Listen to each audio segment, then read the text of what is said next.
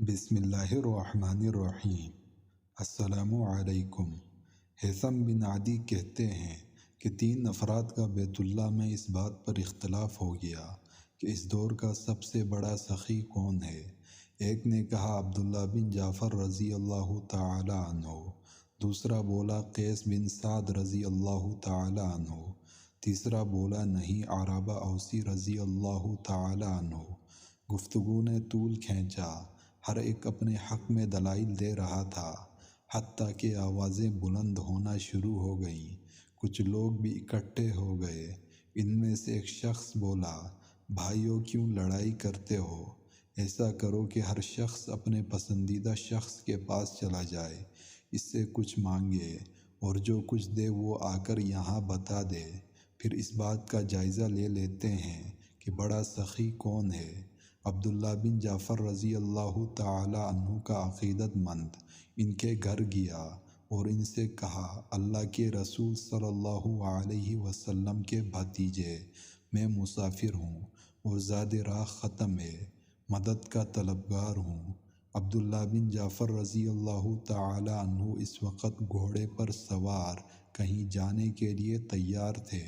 اس وقت گھوڑے سے نیچے اترے اور فرمایا، گھوڑے کی رکاب پر پاؤں رکھو اور اس پر سوار ہو جاؤ، اب یہ تمہارا ہے۔ اس کے ساتھ ایک تھیلا بھی ہے، اس میں جو کچھ ہے وہ بھی تمہارا ہے، اور ہاں اس میں ایک تلوار بھی ہے، اس کو معمولی نہ سمجھنا۔ یہ سیدنا علی رضی اللہ تعالی عنہ کی تلوار ہے۔ جب وہ خوبصورت سا گھوڑا لے کر اپنے دوستوں کے پاس واپس آیا اور تھیلا کھولا تو اس میں 4000 دینار اور ریشمی چادریں تھیں، اور ان سب پر مستضاف حضرت علی رضی اللہ تعالی عنہ کی تلوار تھی۔ قیس بن سعد رضی اللہ تعالی عنہ کا عقیدت مند ان کے گھر گیا تو وہ سوئے ہوئے تھے۔ لونڈی نے پوچھا، تمہاری کیا ضرورت ہے؟ اس نے کہا، مسافر ہوں اور زاد راہ ختم ہو گیا ہے۔ لونڈی نے کہا، تمہاری اس معمولی حاجت کے لیے شیخ کو اٹھانا اچھی بات نہیں، یہ تھیلی پکڑو، اس میں 700 دینار ہیں۔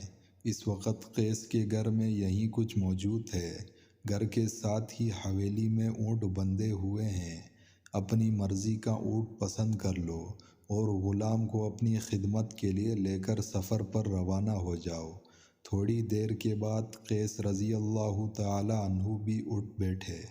لونڈی نے قصہ بیان کیا، کہنے لگے، بہتر تھا مجھے اٹھا لیتی اور میں خود اس کی حاجت پوری کرتا۔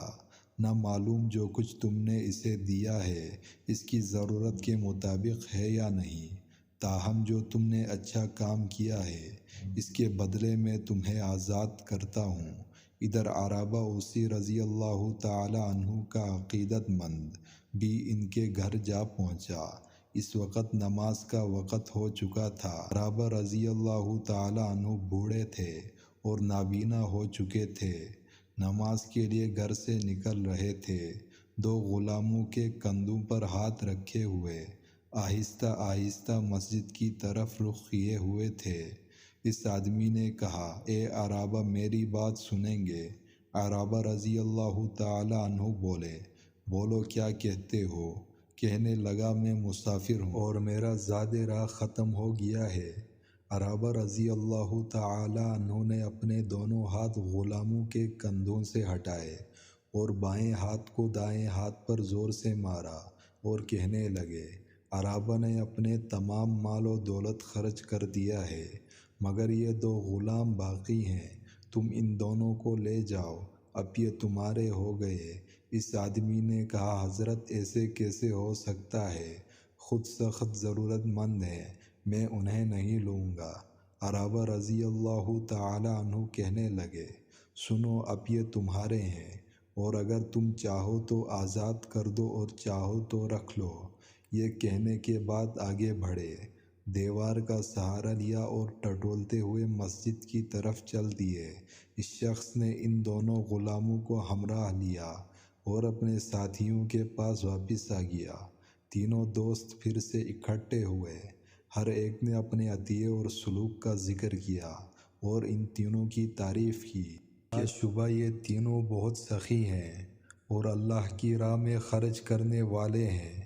اب رہا یہ فیصلہ کہ سب سے بڑا سخی کون ہے، تو فیصلہ عرابہ اسی رضی اللہ تعالی عنہ کے حق میں ہوا، کیونکہ انہوں نے سارا مال تنگ دستی کے باوجود خرچ کر دیا تھا۔